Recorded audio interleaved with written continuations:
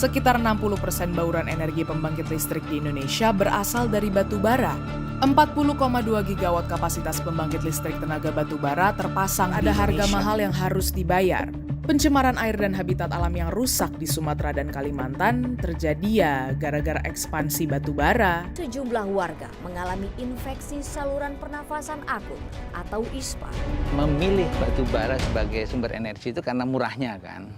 Nah, sehingga dengan kalau masih mengandalkan bahwa bahannya ini untuk sumber energi murah dan kemudian untuk selamat terhadap risiko kesehatan, sepertinya nggak bisa. Persis seperti yang ditulis majalah The Economist, batu bara adalah jantung beracun dari ekonomi bahan bakar fosil. Saat acara COP26 di Glasgow, Indonesia ujarkan janji bakal pensiunkan batu bara pada 2056. Indonesia berkomitmen menurunkan emisi sebesar 29% di bawah business as usual pada tahun 2030 dan 40% dengan bantuan internasional. Penurunan emisi dilakukan dengan mengambil langkah di bidang energi, peningkatan penggunaan sumber energi terbarukan hingga 23% dari konsumsi energi nasional tahun 2025.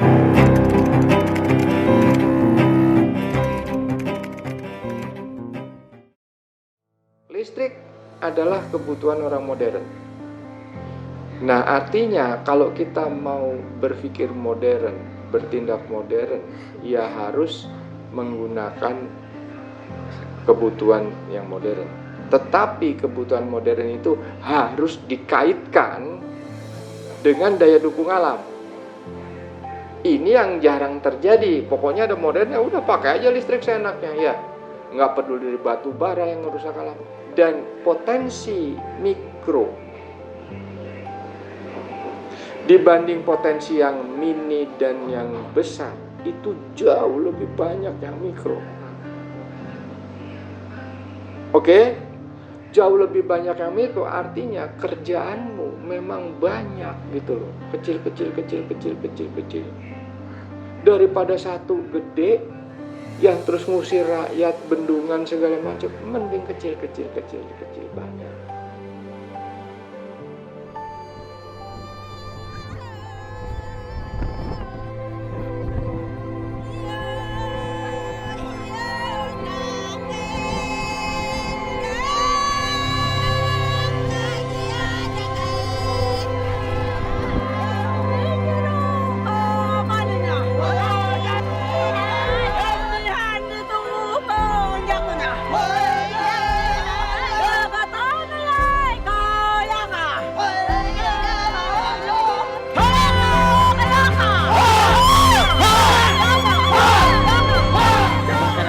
Perlu menyambut dengan gembira karena Indonesia merdeka dari 70-an tahun yang lalu, tetapi belum kami rasakan bantuan seperti ini.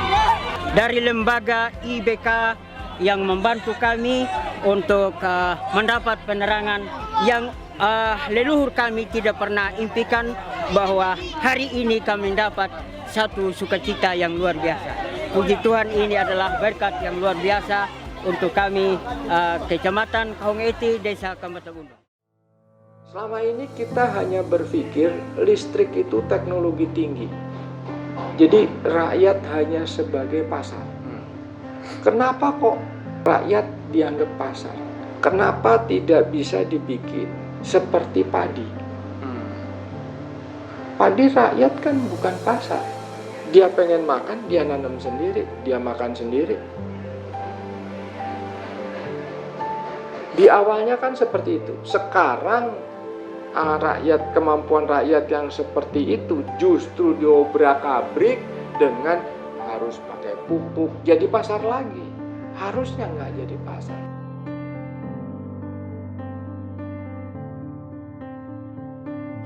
Jadi di sini poin kita adalah kalau berbasis komunitas, bagaimana keterlibatan masyarakat setempat atau masyarakat lokal itu jadi poin penting. Jadi pembangunan PLTMH ini tidak sekedar kita ngomong tentang teknis, tapi juga non teknis. Bagaimana kita bicara tentang manusia, bagaimana masyarakat setempat itu merasa memiliki dengan kegiatan ini, dengan program ini. Karena itu menjamin bagaimana ini nanti bisa berlanjut.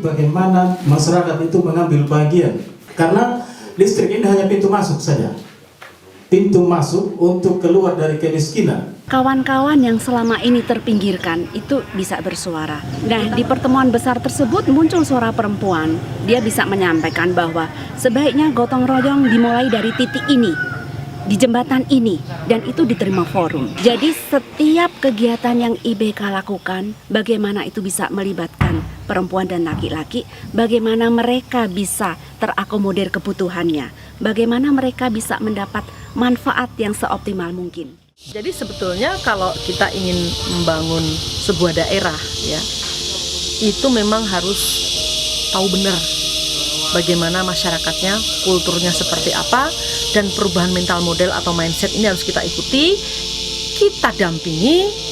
Kita harus yakin bahwa perubahan itu betul-betul perubahan yang membuat masyarakat hidupnya lebih makmur. Bukan menjadi masyarakat yang konsumtif, tapi juga menjadi masyarakat yang produktif. Sehingga keseimbangan alam dan pemenuhan kebutuhan masyarakat itu betul-betul bisa menjamin keberlanjutan dari sebuah proses itu sendiri.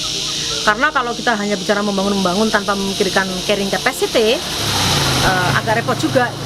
Karena membangun itu harus berdasarkan daya dukung alam. Dan di Kamang inilah kita berhasil menciptakan model itu. Saya merasa bahwa 30 tahun ke belakang melakukan pemberdayaan dengan cara memberikan listrik energi terbarukan kepada masyarakat desa itu harus berkelanjutan. Kunci dari sukses itu adalah ternyata rakyat harus didampingi. Rakyat sadar dan paham benar bahwa pembangunan ini untuk mereka dan oleh mereka. Peningkatan pengembangan EBT dan perluasan akses energi kepada masyarakat tentu membutuhkan dukungan dan partisipasi dari kita semua, termasuk generasi muda Indonesia, agar target EBT, target penurunan emisi gas rumah kaca, dan rasio elektrifikasi dapat kita capai secara maksimal.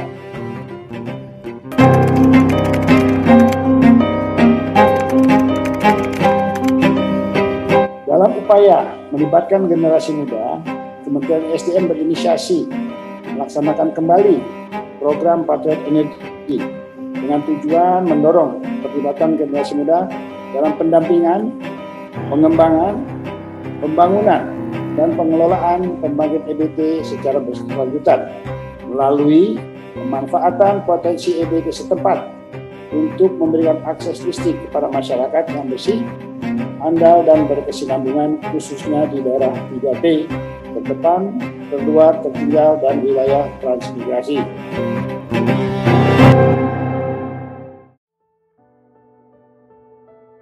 Sebetulnya program ini sudah dimulai tahun 2015 hingga tahun 2017. Sayang sekali program ini dengan bergantinya menteri, program itu ditiadakan.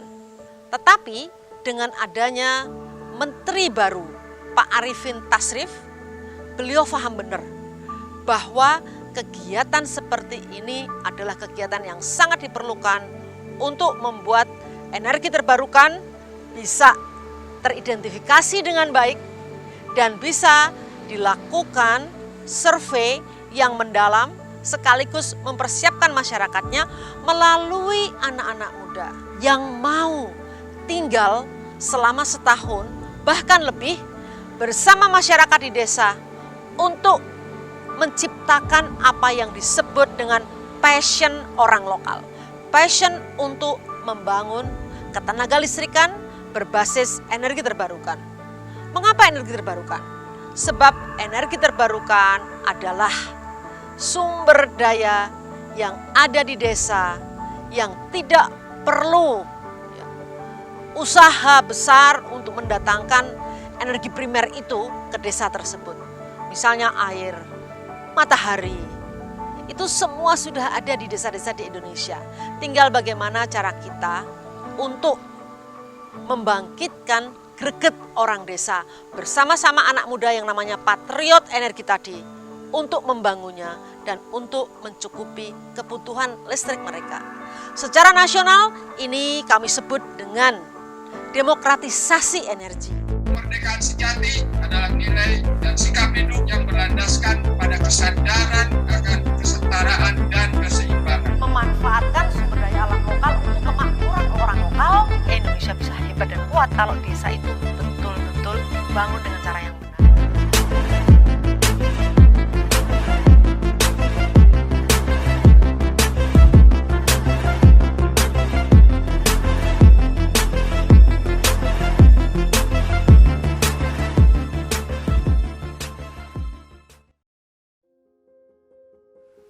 Setelah kami menerima pembekalan selama 45 hari,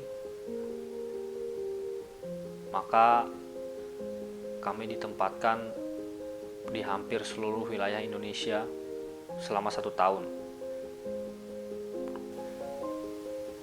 Khususnya wilayah Indonesia bagian timur dan wilayah Indonesia bagian tengah. Ini tersebar mulai dari Papua, Maluku, Nusa Tenggara Timur, Sulawesi, sampai dengan Kalimantan.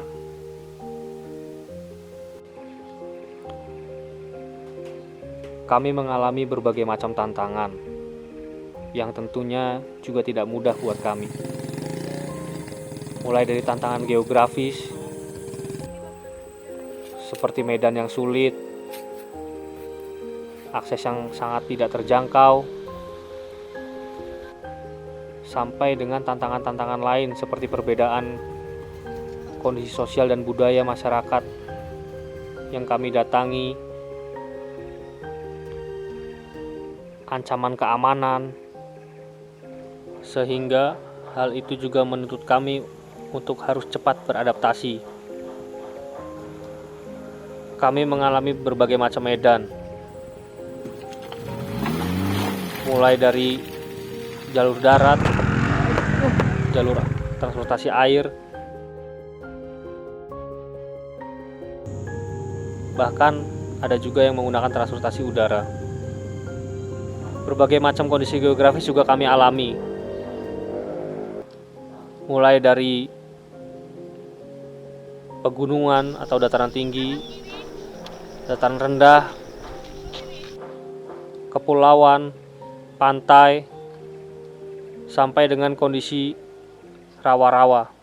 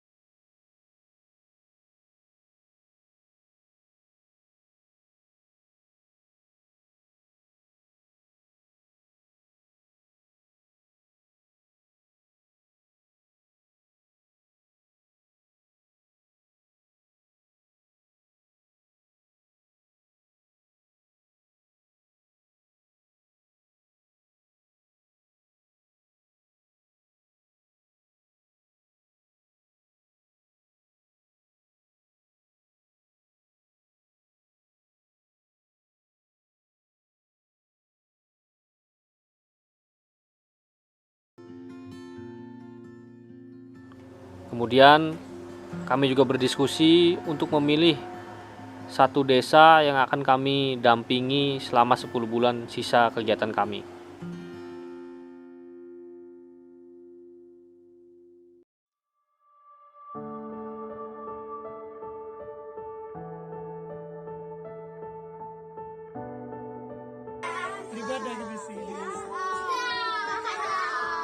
Sebelum melakukan semua kegiatan tersebut,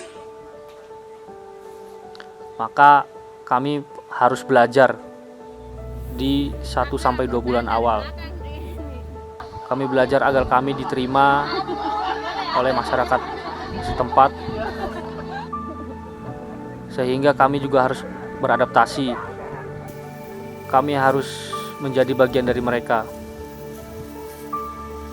Kami mengikuti semua kegiatan yang mereka lakukan, mulai dari kegiatan-kegiatan pemenuhan kebutuhan dasar, seperti kegiatan mencari makanan, menanam makanan, memproduksi makanan,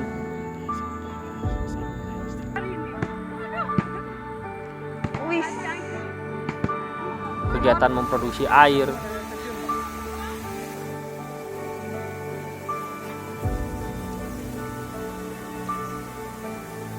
sampai kegiatan-kegiatan kebudayaan lainnya seperti upacara adat, kegiatan-kegiatan keagamaan, dan lain-lainnya.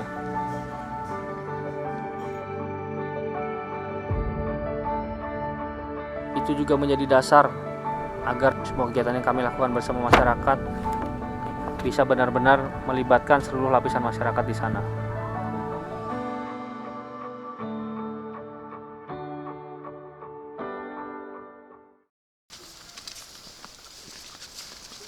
Setelah itu barulah kami melakukan kajian pemetaan, khususnya pemetaan potensi energi baru terbarukan. Kami berkeliling ke rumah-rumah, berdiskusi, mengobrol, menghitung potensi-potensi energi baru terbarukan yang ada di sana, mulai dari mengukur debit air, mengukur potensi air, sampai dengan potensi matahari.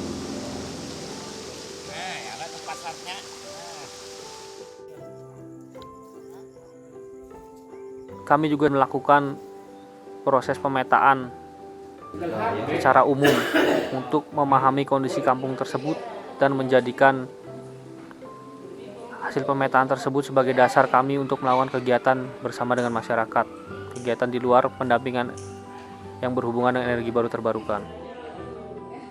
Kami berhasil melakukan sekitar 98 kajian potensi energi baru terbarukan dalam bentuk kajian prastudi kelayakan. Selain itu, beberapa dari kami juga melakukan proses pendampingan untuk pembangunan pembangkit listrik berbasis energi baru terbarukan yang prosesnya sedang berlangsung. Di antaranya seperti proses pembangunan dan distribusi APDAL serta SPEL,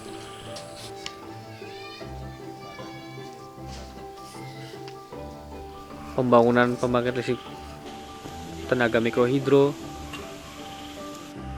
juga beberapa revitalisasi PLTS dan PLTMH.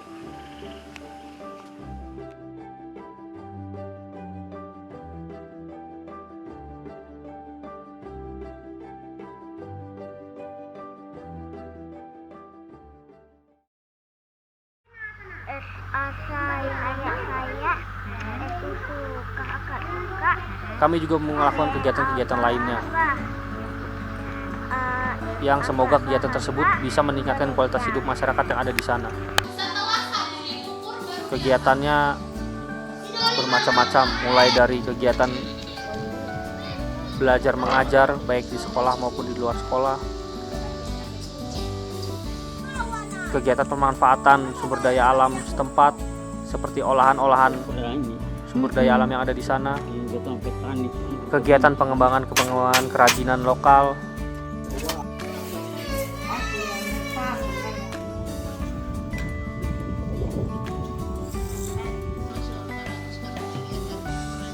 kegiatan berburu,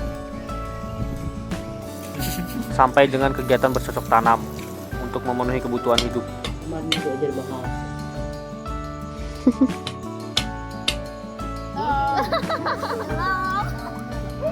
Coba kenalan, siapa namanya? Halo. Yusuf.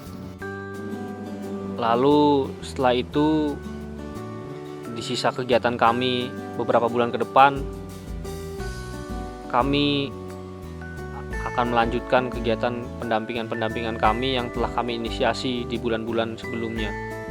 Setelah itu, kami juga akan melakukan tindak lanjut terhadap hasil kajian potensi energi baru terbarukan yang telah kami lakukan bersama masyarakat di sana.